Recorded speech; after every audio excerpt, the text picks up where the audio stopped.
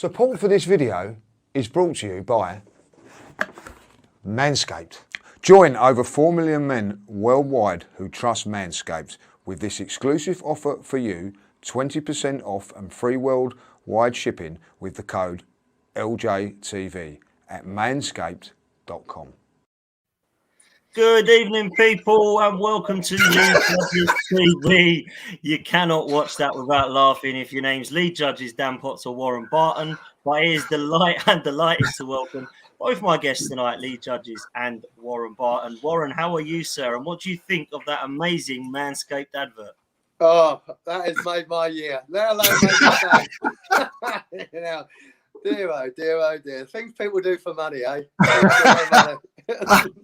But nice to be back, gentlemen. Anyway, nice to be back.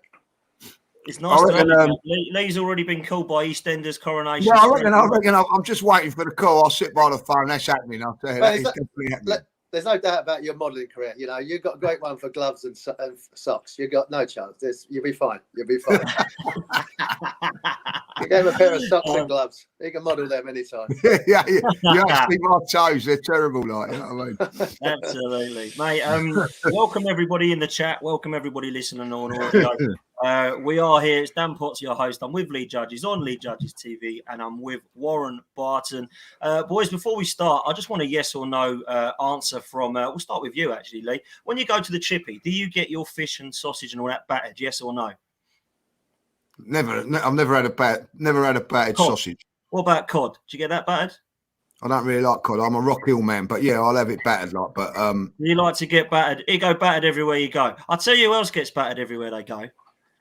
Spurs. Step forward. Tottenham Hotspur.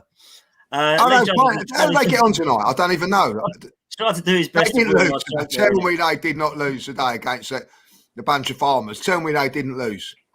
It was Mura 2, Spurs 1. In the last kick of the game, Mura beat 10 men Tottenham. So if you're Antonio Conte, you might be one of the most brilliantest managers in the world, but you still go Spursy. It's quite funny, really. I can't laugh too hard.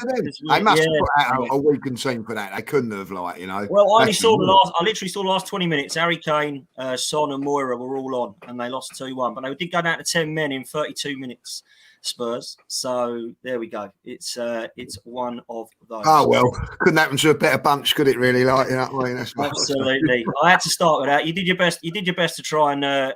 Well, I didn't know. You could have prepped me before. I should have. I thought maybe it might have made sense, really, but no. Well, if you was on time, Lee, then we would have done. But you turned up late. There we go. You just turned up your life. You should know that by now. I've had a stressful evening. Oh, yeah, I bet you have, mate. You should know that by now, Warren. He is never on time. But I tell you, who ain't on time. Kevin Campbell, where is he? You know what I mean? He don't turn up. I know where he is. Like, do you know where he is? He's doing Talk Sport today, and do you know what he said to me? They pay more than I do. You know what I mean? What can I say to that? Like, you know what I mean? Because I pay him jack shit. You know what I mean? So there you go. I was going to say, you get paid for this. Unbelievable, unbelievable. So he sold out to Talk Sport, ladies and gentlemen. He sold out. I'm just saying. Like. He absolutely is. Guys, we do need to promote our Manscaped because Lee did a half decent job, but I do need to just top it off. There's not another commercial, is there? No, it's not another commercial. It's not another commercial. We've had enough of those, Warren. But you do need to get yourself over to manscaped.com. Use the code LJTV. Get yourself 25% off for Black Friday. It has to be done, people. And we'll leave it there. Enough said. We don't want any more commercials or adverts. Warren, Warren, I'm happy to send it to you if you want. I'll send it to you. Like, you know, I'm going straight on it after this. I'm going straight. There you go. It's working. The old judge is working, like, you know. One sold. Warren, we have only got you to about 20 past, so I want to come to you first because I know you've got to shoot off because obviously it's Thanksgiving, so you've got yourself a nice little dinner prep, so that's lovely. So I want to talk a little bit about Newcastle first, Warren, because we are in a situation now where you must be a very happy bunny. The last time we spoke, obviously the ownership was still Mike Ashley. It's now changed hands. Eddie Howe is now in charge.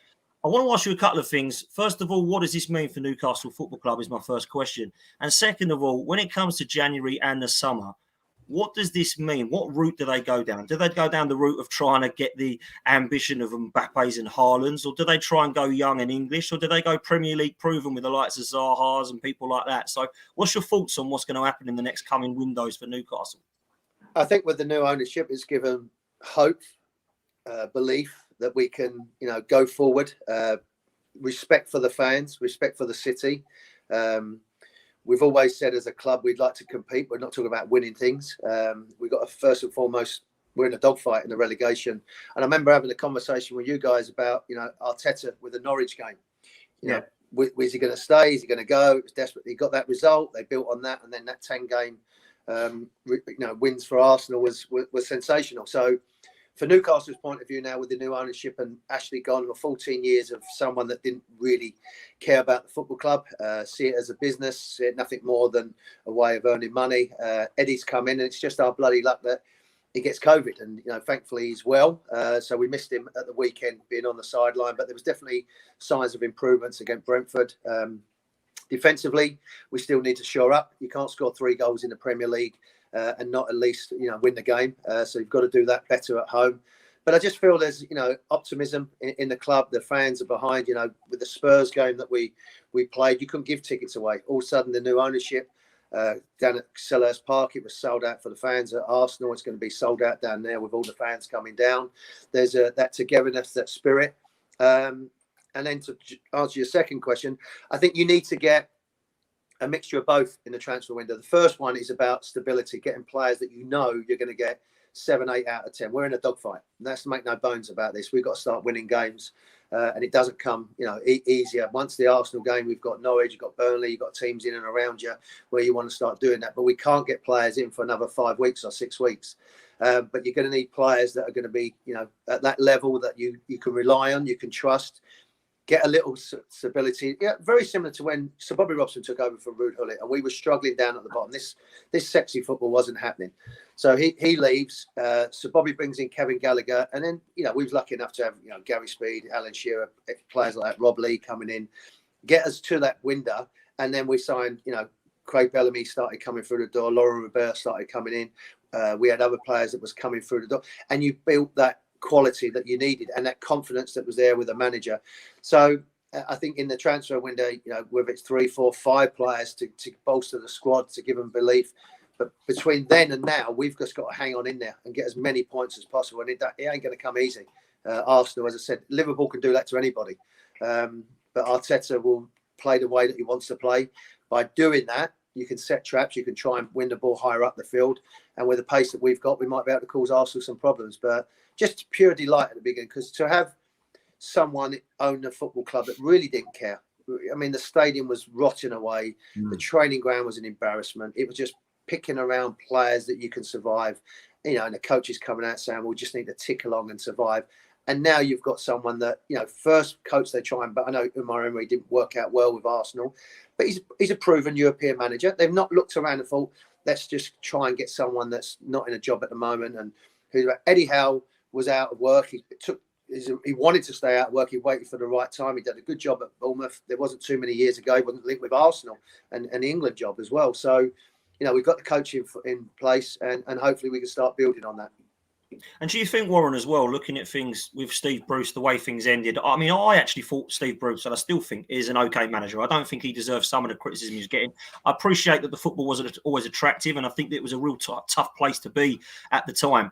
Obviously, the lift of the new ownership, do you think it was the right decision? I know you've mentioned Eddie Howe, to get Eddie Howe in to replace Steve Bruce, and do you have faith that he can take things forward?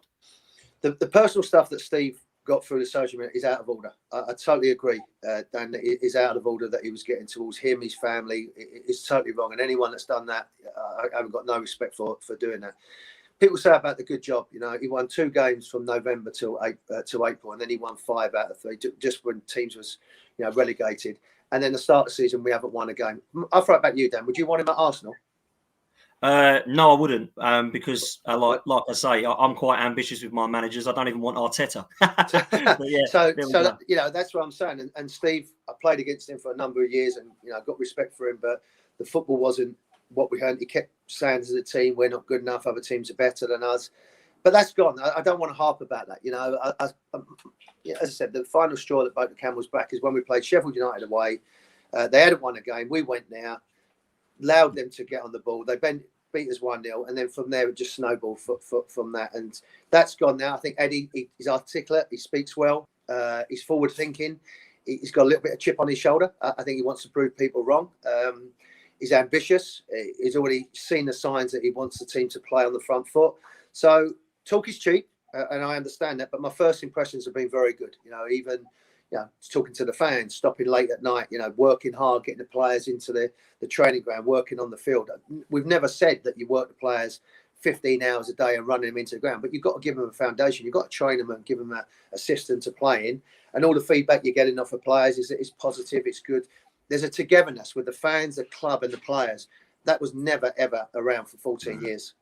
Yeah, I have to say, right. I know, like, you might find this very silly, but even like as soon as the owners went in, they started cleaning the windows at Newcastle. Like something like that just tells you that they want to clean up. Yeah, I know it sounds silly, but it was a point, wasn't it? They're making a point. It was an absolute. You're right, and it's a silly thing, but it meant so much to everybody that they actually cared about the club. And Eddie, when he'd working, left the training ground at 12 o'clock at night, and the fans still had it. He stopped the car and went back. Other people, you know, it's the little things that make a big deal. And if you do that, the people appreciate that, and they just want you to care about their football club. You're not going to care much as they do, but you know they want you to care about the club and they want you to be proud of representing Newcastle. And this ownership have put £14 million into the club, not into transfers, which is more than the ownership done before. And Lee, you're right. It's the small things. It's the small things that make big things. And people see that in there. They love their football club and they want people to care about it. And they seem like they've got an ownership and a manager that really cares about his job and wants to go forward and wants to be ambitious with it. So, you know, all the signs are good. But as I said before, fellas, we're in the dogfight. You know, we're bottom of the league. I've got to ask this question because I think it's relevant to it. Like, you know, I think we've from a fan's point of view always had a lot of respect for Newcastle. The way they played back in the day when Kevin Keegan and then the fans and everything like that. But there is a rumour going around. I don't know if it's true or not true that other clubs are not going to sell any of their players to them. Do you think that's going to be a problem, or do you think they can go abroad and get the players, or what do you make of that? Because I think like Newcastle have always been, for me, one of the favourites outside of, you know, the big guy. I'm not being horrible when I say that. I've always had a fondness for Newcastle. You know what I mean? I think a lot of fans have around the country. I think, you know, they've always said that, you know, but you got to respect Newcastle, the fans and everything like that. It's a great place to go to, etc., etc. But do you feel like that this could be not a bad thing going against Newcastle, or do you think that? I'll bring this up before you answer. Or money talks, Lone Star London, and money talks. It's so true. it's there. And you're right, Lee. You know, when we was playing in the entertainers, we was everybody's second favourite. Yeah, exactly. Right? Everybody, they love the Geordies. They go down there in their numbers. They get behind the team. There's always a great atmosphere, whether it's at Highbury, White Hart Lane, Anfield, wherever it was. They turn up in their droves, and you know, at Arsenal is going to be sold out at the away end, and there'll be a great atmosphere down there. Players will go and agents will move when they see the money's there. And unfortunately or fortunately, I mean, Chelsea had to do it at the beginning, Man City had to do it. We may have to spend over the odds of what you'd normally get. But once you get to that level and people see the bigger picture and see, I hate this word, but this project that's going on, people want to be involved in that. So, you know, if the players in the Premier League, and we've heard about all of this, which is the Premier League said, these are the rules, and Newcastle abided by that. And now, unfortunately, they've got someone that's got not just a bit of money, 300 billion. Everyone's now panicking about it. Well, if you don't want to sell, we'll go somewhere else. There's enough good players around, whether it's in Italy, France, Spain, wherever it may be, to come and play. Because the Premier League is where everybody wants to be, you know, and Barcelona need to sell, you know, Real Madrid need to sell. So, you know, I'll take Benzema if he don't want to play, and I'll have someone like him. So, you know, the thing is, Warren, as well, when you look at it, I think personally, if you do go big as well, and it sounds silly, people might laugh and say, right, put in you offer Mbappe on a free transfer in the summer, 500k a week. If he says, no, I don't want to go to Newcastle, then you go down to the next level, and then you go down to the next level. You're still going to end up with a top class player that's going to be better than Joel Linton. So I think if you start big and you aim down to that, you're definitely going to get yourself a good. There's some good English players, Calvin Phillips, Jude Bellingham. You don't have to look too far, and some of them in the Premier League as well. They don't all have to be English, but you get my point that you go big, and then you will get a good player that's going to be an upgrade on what you've already got. And Lee said it well, that players understand that thinking. If I go to Newcastle now, 52,000 screaming fans behind me supporting me, I'm going to be looked after up there.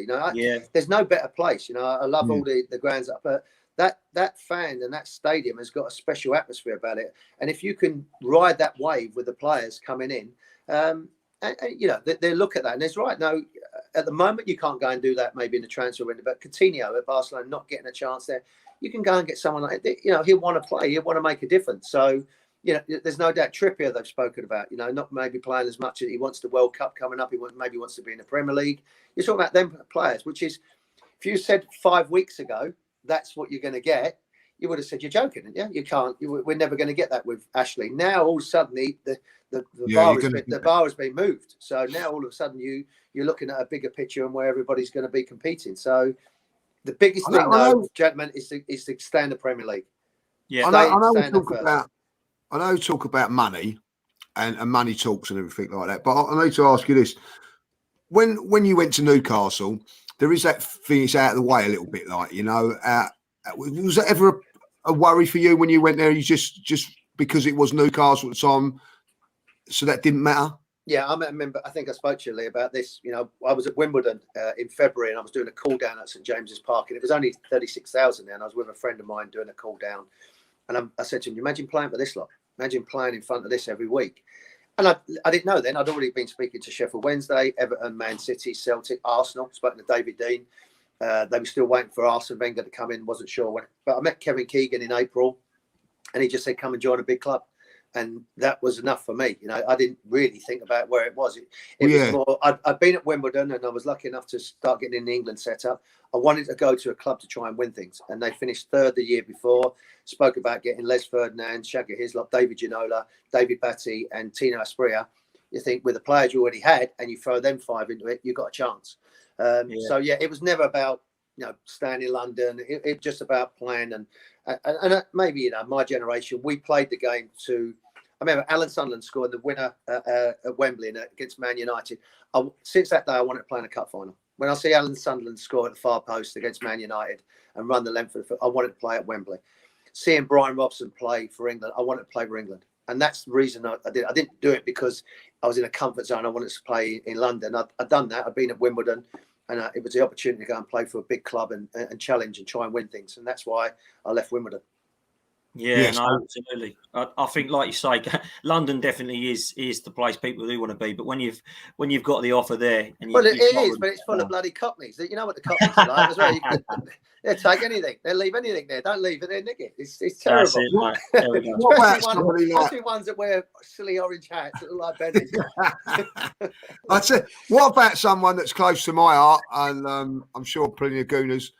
Aaron Ramsey, he's not playing at Juventus. He plays in the black and white at Juventus, doesn't he?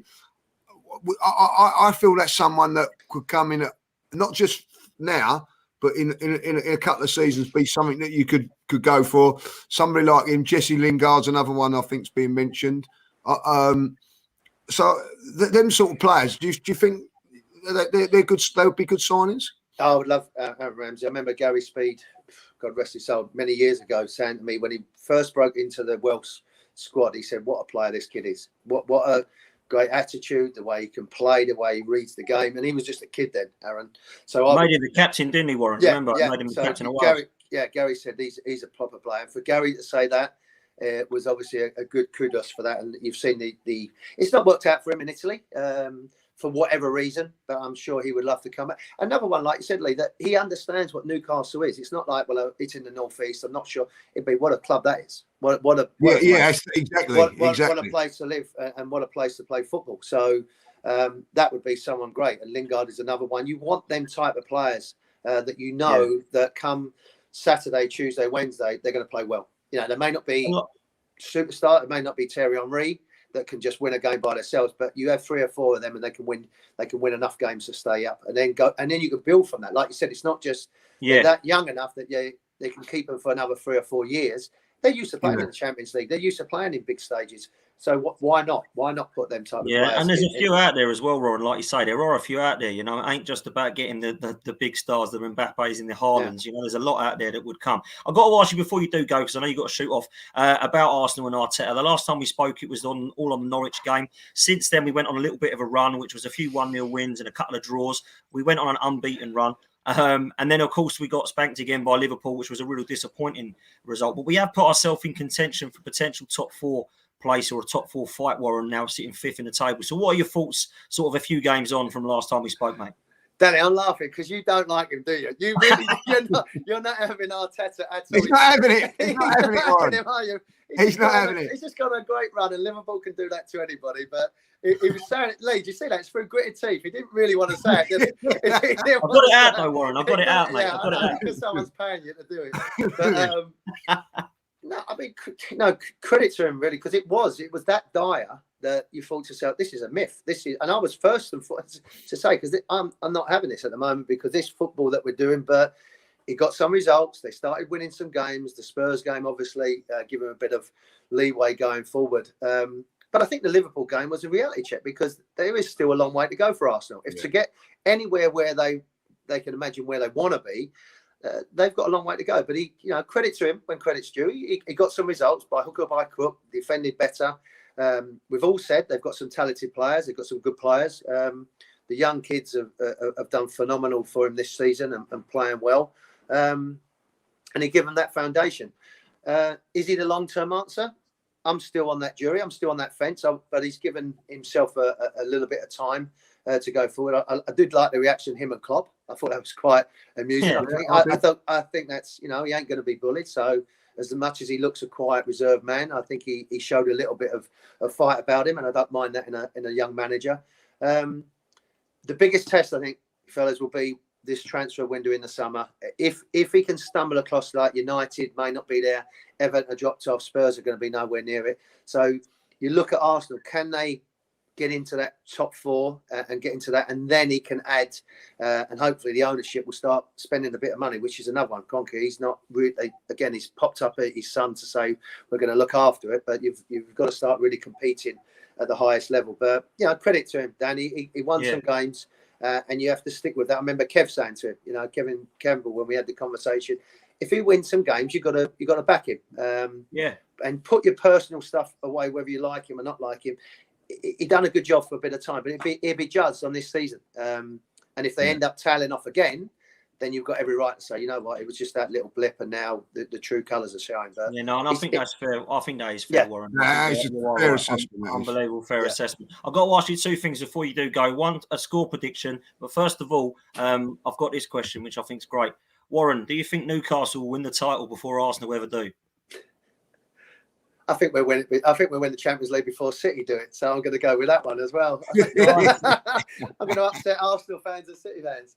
I do. I think we've got more of a chance than Arsenal and probably Man City. But it's going to take time. But what a nice feeling to have that you could actually compete and challenge to do that. And you want my prediction? I don't want to. Go on, score prediction. Go on. This is for Lee. I'm going to go 2 to Newcastle. And 1 to Arsenal. Don't you joke on your stuffing, will you? And if anyone can please, when this goes on social media, just have a look at his hat. I mean, he is not a good-looking fella, and a hat don't make him look any better. He's going with this David Beckham look. He looks like Benny from Crossroads. He is hilarious. I think you'll bang out of order, but there you go. It's only because I tell you the truth, Lee. Right, listen, we much appreciate. I know, it's massive, out there. Obviously, it's Thanksgiving and everything so. To give us your time, we do appreciate. Even though you've come and abused me. Can I ask one quick question, Lee? Can you tell me the right back for Arsenal, please? Could you tell me his name again?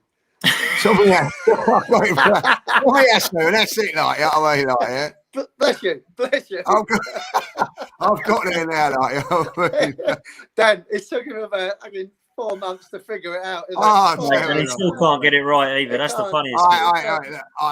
It's hard. But like, I'll tell you what, I love him. I'll tell you what, he's been a revelation for us. He has, like, you know. So what happened to Smith and Jones, eh? Dixon and Winterburn. It was so much easier. Dixon and Winterburn. Dixon and Winterburn. You couldn't go wrong, could you? Couldn't go wrong.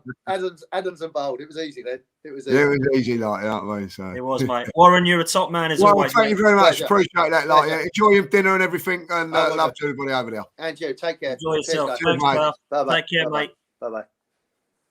The wonderful Mr. Warren Barton. You know what I love about him mostly is that he comes and gives you a load of stick. That's what I love the most. I'll tell you what he does. Banter is brilliant, and he's such a nice guy. And I know that he talks about Newcastle because that's the team he played for. But if no one actually knows in the chat now, he's an Arsenal supporter as well. But obviously, like, he's played for Newcastle, and that obviously they're close to his heart, and you can understand why. But you know, he's actually give up his time on Thanksgiving, which is unbelievable. like, you know what I mean? So, top guy, and you know, some good things he said there about Newcastle, and you know, I think that the first and foremost that Newcastle have got, and speaking to a couple of their fans today, I've been like, you know, is that they're in that relegation battle, Dan. You know what I mean? It's not looking good for them. So I know Christmas couldn't come quick enough, but certainly January the 1st can't come quick enough for Newcastle, can it? Like, you know, to get some players in. They're going to do something, aren't they, Lee? I don't know what, but they're going to do something in that window. Well, they're going to have to. I'll be honest. I don't care if Eddie's in the building or not. If they don't bring in some players, they will get relegated. I agree. It's as simple as that. You know, they're not good enough defensively, and their attack's not going to fire them out of it, like, you know. And when I look at it, I think if you be really honest, Burnley have done fairly well in the last few weeks, but they're still in the bottom three, Dan. Yeah. Do you know what I mean? So, you know, it's not easy down there. And I don't care what anybody says at this moment in time with the Premier League. There ain't no easy games. I know, like, people go, "Oh yeah, Arsenal expected to win this." It's not a gimme on Saturday. I don't think any game's a gimme. Like, you know, if I'll be honest. You only have to have a look at the results the other day. You know, Watford, you know, we was criticised for the way we beat Watford and all that, like, you know, and they've just gone and turned over Man United quite easy, if I'll be honest. Yeah. So there's no easy games, and you know, Watford game was a tough game, wasn't it? Like, you know, so and they're one of the favourites, I understand, to go down. Yeah, and listen, I have to be honest, Lee. Let's turn this round to Arsenal, but stick with Newcastle because we've obviously got them on Saturday. You've said they're favourites to go down and be relegated. I have, mate, you're right. So surely, with the Man United and Everton game in the near distance, this has to be 3 points for the Arsenal, doesn't it? Oh, without a doubt. Listen, I'm going to be really honest, you know what I mean? There's a lot of Arsenal fans who've been having a go at Mikel Arteta and the performance against Liverpool. I think, you know, very harshly, like, you know what I mean? I don't think that's the game to... But if Arsenal were to lose against Newcastle, all the Arteta doubters and haters and that have got every right to come at him and really, really so. I also think that if we put in that sort of performance against Man United and Everton, I think these next 3 games, I know it's a silly thing. I've always sort of said, you look at it in blocks. You know, we've done very well to get to the 8 unbeaten games that we had, but I'm going to be really honest about it. Let's be brutal about it. There are games that I thought we should have won or not lost or drawn. You know what I mean? Like, if I'll be honest, it's been a nice little run for us. I think the really only dodgy one what you could term was Leicester, but when you look at it, Chelsea have comprehensively beat them. But ultimately, we've done that. You know, Liverpool, I didn't expect us to beat Liverpool. I expected us to give it a go. If someone had said to me, we'll lose 4-0, I wouldn't have had it. I didn't think we'd lose 4-0, but we did. But these 3 games now, I think, are 3 games that you could easily say, forget Newcastle, yes, but Manchester United and Everton, they're difficult games. They are difficult games, but they're the teams that we're in and around playing, challenging for the top 4, the best of the rest, if you like. These are the games that we've got to pick up and put performances in. And if we do, then we'll stay unbeaten and we'll be on course for top 4 going into the Christmas period. If we don't, I'm sorry, Dan, we're also runs again. And I'm fed up of being an also run. I really am. You know what I mean? Like, that will tell me everything I know. We need to go into the Christmas period, the December, challenging for top 4.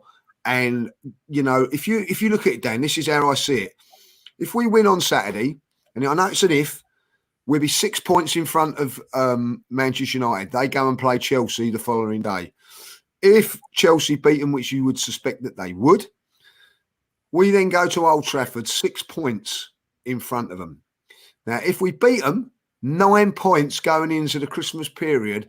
I'm sorry, first game of the season. If you'd have said to me, by Christmas, you're going to be 9 points in front of Manchester United, you'd have bit your hand off for it. Come on. You know what I mean? Like with the Ronaldo signings and everything like that, if you'd have turned around and said, we will be 9 points above them, you would be going, oh, I'll have that. Don't forget about anything else. You'd be going, I'll take that.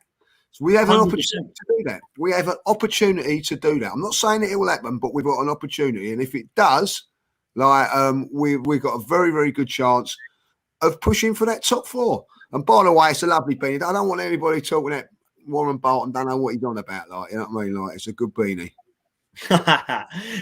When we look at the things like that, Lee, I know it's always about looking forward and we've got to take one game at a time, but you can't help but fans but look at, you know, forward towards things. But also Chelsea have got Chelsea have got Man United, West Ham have got Man City as well. Yes. So it's an important weekend for us this weekend that we take 3 points. So let's talk a little bit about the team news, because obviously there's some question marks over certain players. Does Kieran Tierney come back in for you is my first question, or do we stick with Nuno Tavares? I think personally Kieran Tierney is the better of the defenders, but certainly if there is a game that one of them needed to play, I thought Kieran Tierney needed to come in against Liverpool, and Nuno Tavares is more probably suited, if he was to be suited, out of those 2 games for Newcastle. So what's your makings on Kieran Tierney and Nuno Tavares? I'm with you on this. I think Tierney may. Do you know what? I was speaking about this earlier on. We've got 3 games in space of 10 days. So it could be that, you know, play Tavares against Newcastle, more attacking and everything like that, and then the more defensive sort of games, bring in Tierney for those 2. So I could see that happening, and I think it's a little bit harsh on Tavares to have. I didn't think he had a bad game, by the way. He just made a mistake. You know, I thought he handled the first half. Let's get it rightly. He was up against the best player in the world. Against the best player in the world at this moment in time, without a doubt. And it kept him quiet to a certain degree in that first half. You know, so I wouldn't be disappointed if he is playing. I think that he's done well, but I wouldn't be surprised if Tierney come back in there. I think, again, same with Sambi. I'd go with Sambi. The difference between Lokonga playing and Tierney, like being left out, is that Tierney is a left back and the number 1 left back, and he's back now. You know, where with Lokonga, like Partey and Xhaka are probably the main 2. So I think that because Xhaka's not fit, I don't feel it. There's going to be a stage when Xhaka's going to be fit, and then Lokonga will come out of that team. So I think that could happen. But for me, I'd keep Lokonga in there, keep him learning, keep him going. But probably Tierney will come in at left back.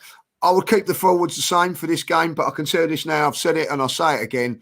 If Aubameyang scores an hat-trick, if I was manager, he wouldn't play on the Thursday, because it's a completely different game. We need someone to hold the ball up to give us a platform, which he doesn't do. So fill your boots as best you can for this game, Aubameyang. And listen, if Aubameyang gets dropped, he ain't got no complaints then. He's had 2 of the poor games. So, you know, I look at Pepe, your mate Pepe, he has 1 bad game, bosh, he's out. You know, so we as a manager, you can do one rule for one for the other, but ultimately, eventually you'll lose a dressing room. So he's going to have to be very, very, very careful with his team selection on this one. It's going to be interesting to see what he does do, because I think Aubameyang and Saka will both play, but I think they've been 2 of the poorest players in the last few games. I didn't think he was terrible against Watford, Saka, but certainly Aubameyang has been for the last 2 games. I think Pepe and Martinelli are 2 options that we can utilise. Whether or not you like Ødegaard or out wide, I personally feel that he is a number 10 and only a number 10. I think wide player-wise, we've got Pepe and Martinelli that can do that job just ahead of him. And actually, if you're going to play somebody off of Lacazette, I'd go with Martinelli and maybe Pepe out on one wing with Smith Rowe on the other. I think it would not be harsh, in my opinion, to play both Pepe and Martinelli against Newcastle, or, like you said, play them both against Manchester United if we believe that that's the way forward that he wants to go. Because I do feel that Saka is burnt out and does need a rest and can't be playing 90 minutes every game. And Aubameyang doesn't deserve to play 90 minutes. Lacazette keeps coming on. It doesn't look like Lacazette can start more than 65 minutes before being subbed. Martin Odegaard comes on, and for me, that changes the complete shape and formation and goes back to a 4-2-3-1 because Martin Odegaard doesn't really drop into that second striker mould. So we've got Pepe and Martinelli sitting on the bench still. They're not getting the game time. Martinelli's having another year at the moment without any development. That'll be 2 years under this manager that this guy's not getting a chance. And like you rightly said, Lee, when Pepe and Martinelli have a bad game against Leeds, around players like El Neni and Eddie and Cedric, they're getting dropped out, sorry, still not good enough. Let's give them both a chance around some of the good players, shall we? Because actually, when you look at Martinelli, not so much Pepe, Martinelli hasn't actually played in the first 11. He's come on for about 5 minutes in those games when half the team's been subbed. So what I'd like to see Martinelli given a chance ahead of somebody like Aubameyang, and maybe Pepe utilised more when Saka and Smith Rowe need a bit of a break. So I don't know what your thoughts are on that, Lee. Yeah, listen, I'll have no hesitation if Martinelli was playing in the game. And I think that for me, Martinelli's got to play with all the players around him. You know what I mean? Like, you just say, I think it's harsh, say you go on to a League Cup side when you've got playing the squad players and you're expected after not playing for 4 or 5 weeks, come straight in and do the business. You know, there's a lot of pressure on the kid. I think it comes to it where you need a chance to play. Now, I would like to see him, if I'll be honest, play against Newcastle instead of the Man United game. But it might be the Man United game that is the way he plays and everything might be suited. Very, very much hard working and whatever, like, you know. So for me, I think that there should be a chance for him to come in. I agree now. Like, you know, I've said it, and I've said it before. Arteta doesn't rate Saka. He doesn't rate him. I'll be honest, he doesn't. You know what I mean? Because if he did, he'd try and get him a position somewhere along the line. And it was like 20, 25 minutes of that game. See if I've got to get him in the side. See if he can play in the hole. See if he can play up front. See what he can do. There's nothing. You just sit on the sideline, you know.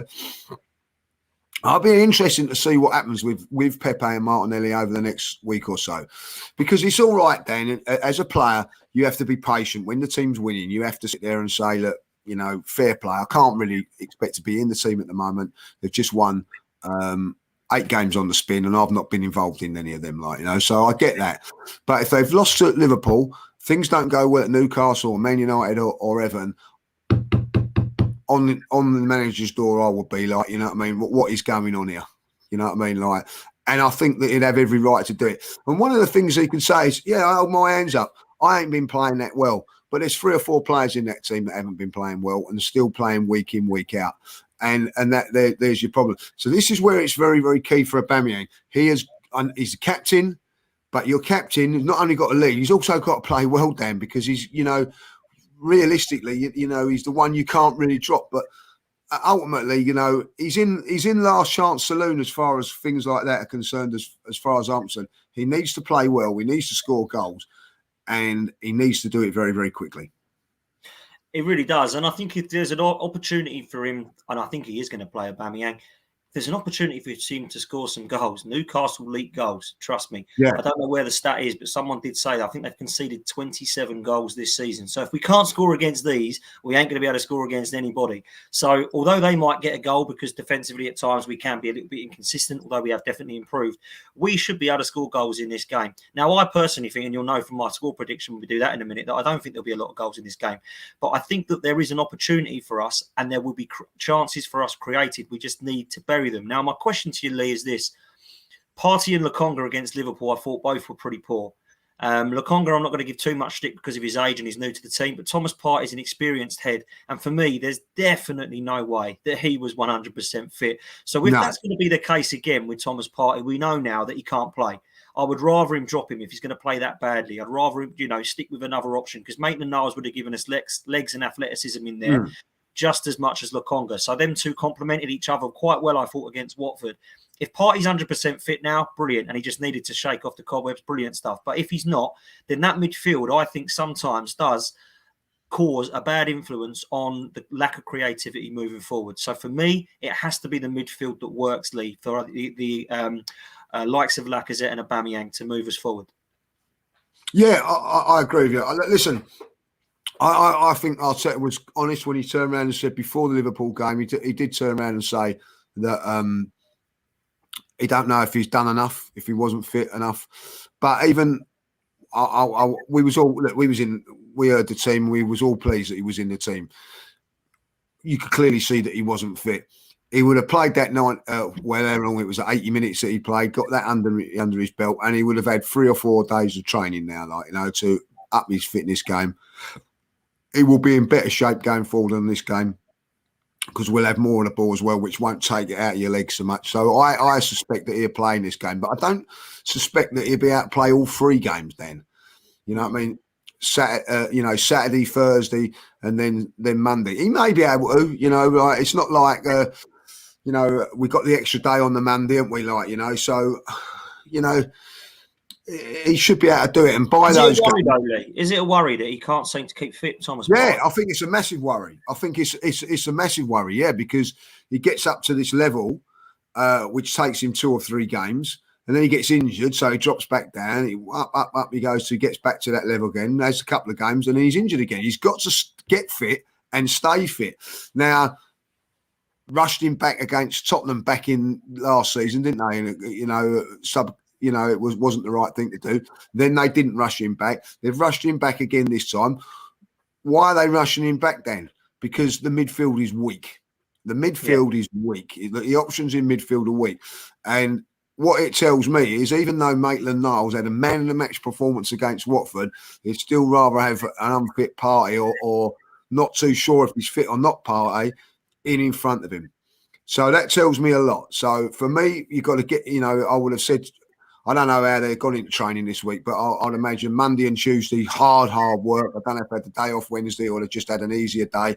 And then, gradually building into the Saturday. But I'd expect him to have done a good few sessions on Monday and Tuesday to get up with his fitness. And, he has got to stay fit. We've got this problem with Tierney as well. Don't forget, Tierney's been was a superb player for us last season. Injury after injury after injury. Now we've got Tavares has come in, so we've not had to rush Tierney back, have we? He's had 2 games for Scotland. He's had a bit of training and all that.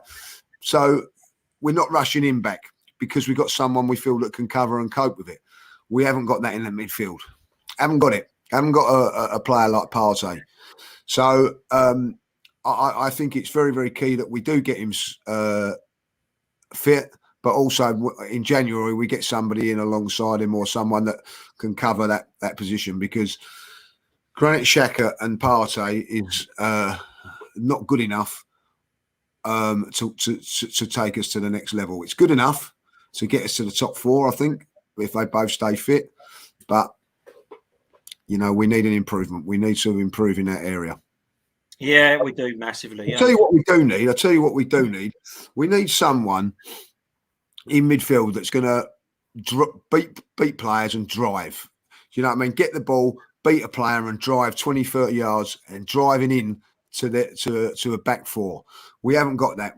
Slick passing. Because sometimes along the line, you need someone to break the lines by going past, beating the player a couple of times and driving past. We haven't got that sort of a player.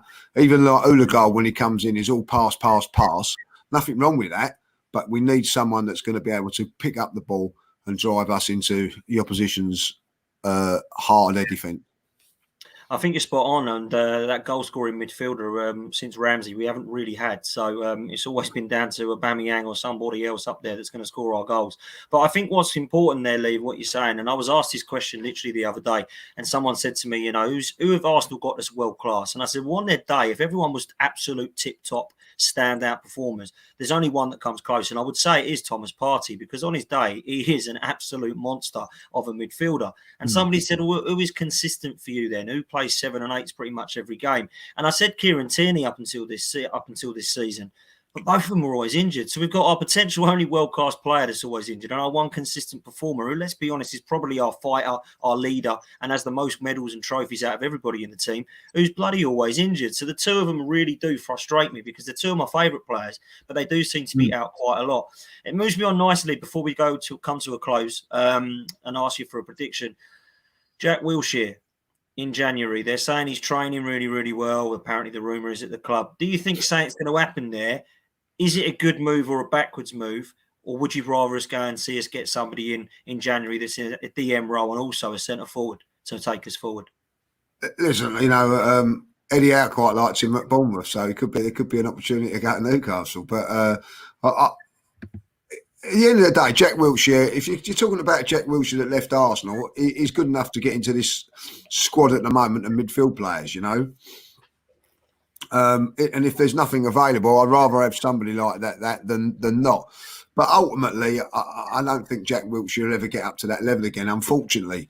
So, it's one of those like fairy tale ones, isn't it? Like, you love it to work and all that, but you've got to be a realist and say that it's not going to, for me, I think we've got to go in and we've got to spend big money on a couple of midfield players, you know what I mean? Listen, if Arsenal were to say, I don't know, signing a war or the Brazilian young kid that they're looking at, or there's potentially like a lot of talk about, I can't think of his name now. Bruno Guimaraes. That's it.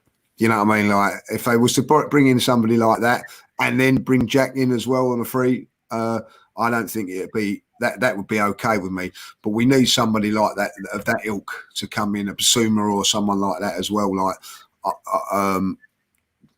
to push our midfield up into the positions that it really needs to be.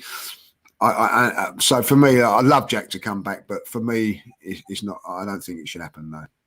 Yeah, I'm with you. I don't think we will get Jack Wilshere. I don't think we should. There's two players that are free transfers in the summer that I think we could get on the cheap in January. One of them is Frank Kessie from AC Milan, who's an absolute monster. The other one is, of course, Zakaria, who we're linked with at Borussia Mönchengladbach, who's a Swiss player who plays for Borussia Mönchengladbach. That's probably a bad omen because the last person we bought was Granit Xhaka. But Zakaria is apparently a completely different player, and he basically looks like a Thomas Partey. So one of those two I think are available. Bruno Guimaraes is someone from Lyon who I do rate, and I think Edu likes. And of course, there's Basuma links, but they've gone very, very quiet since all of his personal problems have come to light. So I don't think there's going to be a place for Jack Wilshere. I certainly think there's a place for him at the club in terms of, on the coaching team, or if he's happy where he is and training with us. If he wants to have a new club, then he can keep himself fit, and I'm sure there will be takers, but I'm not quite sure in what league. We're not going to do predictions, but I will, because you've got yours coming up, which I'll announce in a minute. But I'm going to go 1-0 to the Arsenal league. I don't think there's going to be many goals in this one. I think Newcastle are going to stop up shop. And I think that Eddie Howe is going to get them coached quite well. They are fairly good defensively on their day. I think what the problem is with Newcastle is that they're going forward trying to score goals and they're leaking them because they're so desperate for goals to try and stay up. If they actually do play with a low block, I think they're actually a hard team to beat. So I think it's going to be difficult. I think St. Maximum can cause us some problems because I'm a huge fan of his. I think he's probably one of their better players, if not their best player. Not sure if Callum Wilson's fit or not, but he's always a danger. So they have got some dangerous players that can hurt us. But I think with our defensive record against the lower teams at home, it's always been pretty good. And 1-0 to the Arsenal does sound like a good shout. So I'm going to go 1-0 to the Arsenal. Lee, you've got a premiere coming up that we're going to show at 10 o'clock to the chat. Yeah. So I'm not going to ask you for your prediction because that's as part of the show. So I'm going to ask everybody in the chat if they can stay tuned because there is something special coming up at 10 o'clock. So if you stay tuned, go and get yourself a cup of tea and settle down to watch Mr. Lee Judges, the actor himself from Manscaped, talking about the Arsenal-Newcastle preview outside the Emirates. Lee, I know that you're going to the game and I'm going to the game. It's going to be an interesting situation for Mikel Arteta. So I want to end on this one.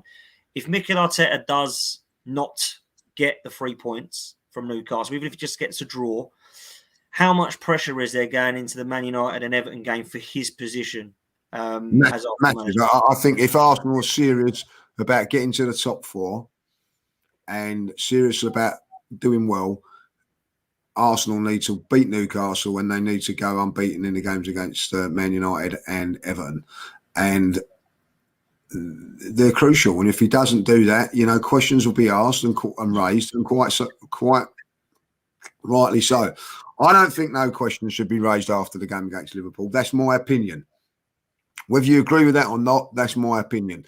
But if things don't go well against Newcastle, Mikel haters and doubters, fill your bloody boots. Fair play, mate. Before we do wrap up, Lee, I just want to ask you a quick question that came up to light today about our old manager and legend of a manager, Mr. Arsene Wenger. It looks like Mikel Arteta has hinted that there could be a role for him to play at the Arsenal. What role that is still to be decided. What do you think could happen here? Do you think that he could just be used as advice and a bit of a knowledge branch reach to say, look, come back to the club, you're welcome to games, love to use you for advice and have you around the club? Or do you think there's more to it than that and he could actually be a director of football or something more upstairs in the boardroom? No, I think like something like that would be nice and it'd be a good gesture. I feel it's very, very sad that Arsene Wenger, whether you like him or not or agree with him or whatever, feels that he doesn't want to come back to the football club. And that's sad. That's sad for everything that he's done, whether you agree with it or not. Yeah, I agree. I think that he should be made welcome to come back, and it would be nice to see him at a game. That's from a personal point of view. Do I want him to be involved in that and start directing the football? No, when he doesn't. When we've got a midfield like we did, and he just signed a goalkeeper. No. So that's the sort of things that I wouldn't like to see Arsene Wenger involved with at this moment in time. But having his input and things like that, a bit of experience, why not? I don't see that being a bad thing. And if he could help Mikel coach the forwards and an attacking game, then so be it, because that was something that he was very, very good at. You know what I mean? Attacking football. And he just neglected the defensive side of it. So that would be fantastic. I think it's important. I still think it's good that we have players in the club that have played, and one thing is just for giving players advice. You know what I mean? Like just sitting around, on the coach or in the hotel before games saying that this is what I did before the game. This is how we react after we lose games or win games and whatever. I'm a big thing for that, So. But yeah, I think that it is sad that Arsene Wenger, of all of what he done for Arsenal, has never been back to the ground since. So he was a bit bitter about things, and rightly so. I get that, I understand that. But time's a healer, and yeah, I feel that I would like to see him back. I would like to see him just watching it, or being a supporter, he feels that he can't, and I think that he should be made welcome back at the Arsenal. Yeah. Yeah, and I can't disagree with you, really. I must admit, I do think we need to move on from him.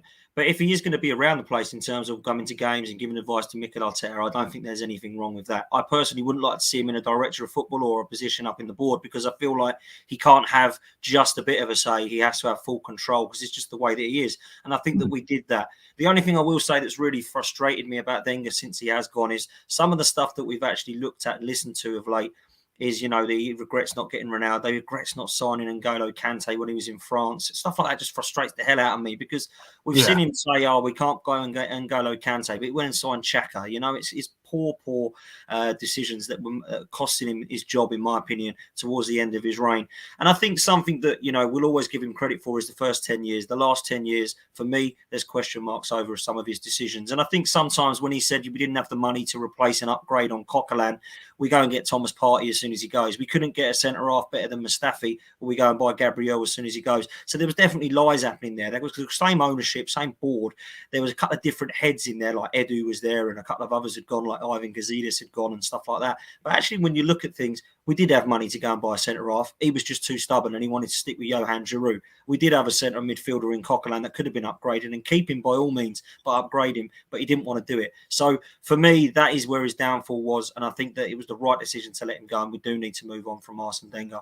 Lee, it's been a pleasure, mate. Always enjoyed that. Always a great chat, and thanks once again to Warren Barton for coming on earlier. That's absolutely fantastic. Thanks to everyone in the chat. You make this worthwhile doing. Love the interaction. Thanks so much for that. We do appreciate it. Please stay tuned, because at 10 p.m, Lee Judges is back and he's talking about Arsenal versus Newcastle. Come on, the Gunners. Let's get 3 points on Saturday. We'll see those of you that are going there. Until then, Take it easy, up the Arsenal. Support for this video is brought to you by Manscaped. Join over 4 million men worldwide who trust Manscaped with this exclusive offer for you, 20% off and free worldwide shipping with the code LJTV at manscaped.com.